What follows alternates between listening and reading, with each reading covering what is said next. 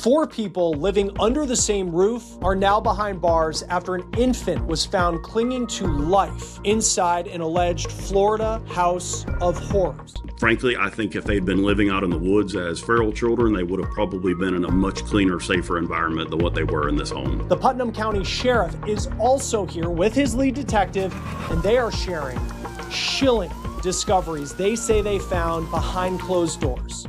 A 6-week-old boy had lost nearly 1.5 pounds of his body weight by the time anyone intervened. And investigators say the house he was found in smelled so strongly of animal waste that a trained SWAT member could barely stand to search it. This is the case out of Putnam County, Florida, and the deeper you go into it, the harder it is to understand how 4 adults were reportedly living under that roof and calling it normal. The property smells very strongly of like animal feces and urine, so I can't imagine what it's like inside. This is the crime and consequences. It starts on paper as a routine welfare check. The infant had reportedly tested positive for THC at birth in late May, which is standard grounds for a child welfare file. Nothing that typically escalates into an arrest. But when caseworkers returned on July 7th for a follow-up visit, they say what they found didn't match a routine case at all. I can tell you in 25 years of being in law enforcement, this is probably one of the most profound child neglect cases I have ever seen in my career. And I think Chris can probably attest to that as well. He's been doing this for a long time. The baby was reportedly severely underweight. When asked about his last doctor's visit, his mother, 26-year-old Jodie Cannon, allegedly gave a vague answer. Sometime around 2 weeks old, though she couldn't confirm a date. She reportedly said the pediatrician's office had closed, and she hadn't found a replacement. And when caseworkers offered to take her and the infant to the emergency room personally, she reportedly said no. Sit with that for a moment. Not a lack of transportation. Not a lack of awareness. A reported refusal, after being offered a direct ride to get her son medical care. First responders were then called in. And once the infant reached the hospital, the severity became impossible to downplay. This baby needed immediate medical attention. Here's what police said happened at the hospital. Quote, once at the ER, there were positive findings of medical neglect. The infant required PICU admission due to low heart rate, low body temperature, and low weight. Without DCF's intervention on July 7th, the infant could have easily died. There were also positive findings of failure to thrive. The infant lost 600 grams, which is around 1.3 pounds, between birth and 6 weeks of age.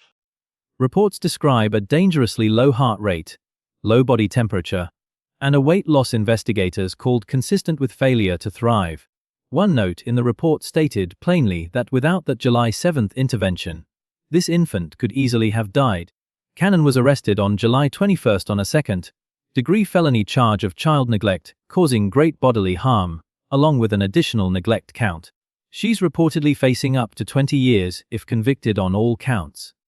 Her infant son and 2 other children were placed into protective custody that day. Which is a lot. The mother, and we're talking about Jodie Cannon here, did not recognize the severity of the illness and even refused when told to go to the ER. As a result, Jodie Cannon was arrested on July 21st for charges of child neglect with great bodily harm, a second-degree felony, along with a third-degree felony charge of child neglect. Now, her infant son, along with her 2 other young children, were also placed in the custody of DCF. And it is, when you hear about how close, according to law enforcement, this 6-week-old was to dying, it is such a good thing that that child is now in the custody of someone else. If convicted on all charges, Cannon could face up to 20 years in prison.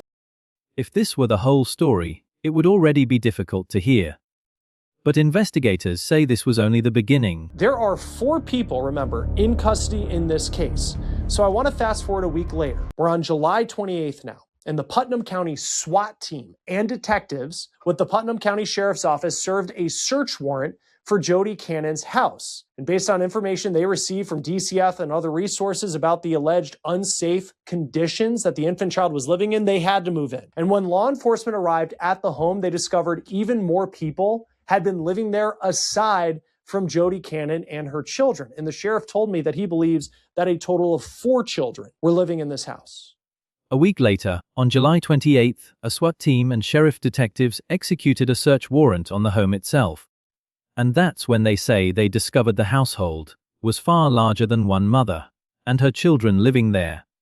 According to reports, the infant's father, the children's biological grandmother, their step-grandfather, and a fourth child belonging to that couple. 4 adults, 4 children, 1 address. Also living in the home, Jordan Wilson. He is the biological father to Jodie Cannon's children. Also there, Melissa Keel, who is the children's biological grandmother, John Keel, who is Jodie Cannon's stepfather, along with Melissa and John's adoptive son. So he is the fourth who was, at the time, still in their custody. And here's where the story shifts from a single parent's choices to a question about an entire household. Investigators reportedly said that before they even opened the front door, the smell of animal waste was already noticeable from outside. Inside, they allege, the 2 grandparents were sleeping on couches in the living room, while the children slept on a bare mattress on the floor, a mattress reportedly surrounded by swarming flies. Animal feces were allegedly visible across multiple rooms, including fresh waste near a washer and dryer. The kitchen sink reportedly held a stack of pots and pans that hadn't been washed in a significant amount of time. If you're already uncomfortable, it's worth remembering, this was reportedly what greeted trained investigators. The children had been living in it. Now, law enforcement is gearing up to enter the home. And the alleged details there are hard to stomach, especially when you think of the 4 children who were living inside. Quote, the entryway led to the living room, which is where the infant's grandparents, Melissa and John Keel, slept on couches. The juveniles slept on a filthy mattress on the floor. There was an infestation of flies not only in the living room, but also in the kitchen and hallway. The flies were also swarming the area where the juvenile was sleeping. As we continued, animal feces and urine were very visible on the floor. On one spot of the floor, near a washer and dryer, were fresh animal feces with another swarm of flies surrounding it. The refrigerator, according to the report, held barely enough food for 4 adults, let alone 4 children, and carried an odor investigators say nearly made a SWAT team member physically sick. It really just gets worse. Quote, the residents had a refrigerator in the kitchen that had barely enough food for all 4 people to eat. There were also bugs and a strong unhealthy odor coming from inside the refrigerator that almost made a SWAT team member vomit. A second stand-up freezer in the kitchen was empty, but also had a strong odor coming from inside. A second freezer was empty but reportedly smelled just as bad. Under the sink, water damage had rotted the flooring. And the ceiling, this is the detail that seems to unsettle investigators most, had visible mold that was reportedly painted over, rather than professionally removed. Under the sink, the pipes had leaked at some point, which caused the wood floor to rot with signs of mold showing. The roof above the dining room had been patched, but was structurally not sound, according to code enforcement. The ceiling that had mold on it had been painted over with white paint. That mold, according to the lead detective, traced back to a hurricane roughly 3 years earlier that had torn a hole in the roof. Instead of a proper repair, residents allegedly patched it with a tarp, and when that tarp began leaking, they reportedly patched it again with plywood and paint, covering the mold rather than addressing it. 3 years. If accurate, that's not a household caught off guard by a sudden emergency. What did the people who are living at the house, and I know 4 people, these adults are facing charges now in this case, but like when you talk to them, what did they say about these conditions? Well, they all knew it was bad, and I guess what started was a hurricane about 3 years ago that tore a hole in the roof, and instead of getting it professionally repaired, they just put a tarp over it, and the tarps ended up leaking. And I got a video from a third party that showed the water just coming out of the ceiling down the drapes into buckets. And when DCF went back in, I think one of their earlier visits, they took pictures of the drapes, and the drapes had mold on it, black mold. And so they actually patched the ceiling with plywood and then painted over the mold. But if you're familiar with black mold, it's all in the attic on the roof joists and all that. So they didn't get it professionally removed. if you don't get it professionally removed, it's going to just continue to grow no matter what you do. So they were very aware of how bad that house was. That's a slow decline that 4 adults reportedly watched unfold in real time and chose not to stop. And here's what really separates this from an ordinary case of a messy or struggling household. Investigators say cleaning supplies were found inside the home. Well, some of what we've already highlighted, just the failure to keep the home in a safe environment. There was literally no food there for the children. They weren't being cared for. And here's the reality of it. This is nothing more than a case of pure unadulterated laziness. If you go through and you actually look at some of the photos, you can see cleaning supplies in the home. So they had the means and the ability to clean this place up, and they were just lazy. Not absent. Which means, if the reporting holds up, this wasn't purely a matter of lacking resources. The means to address at least some of these conditions were reportedly sitting right there, unused. Ask yourself what unadulterated laziness.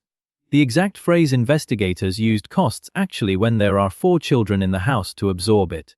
3 of the 4 adults, the father, the grandmother, and the step-grandfather, were reportedly arrested on third-degree felony neglect charges connected to the infant. Custody. The Putnam County Sheriff's Office said that 4 dogs and 3 kittens were also voluntarily surrendered to Putnam County Animal Services in order to be evaluated and placed for adoption. Due to the voluntary surrender, detectives are not pursuing animal neglect charges in this case. As for now, Jordan Wilson, Melissa Keel, and John Keel were all arrested on third-degree felony child neglect in connection to Cannon's infant son, which carries a maximum penalty of 5 years in prison.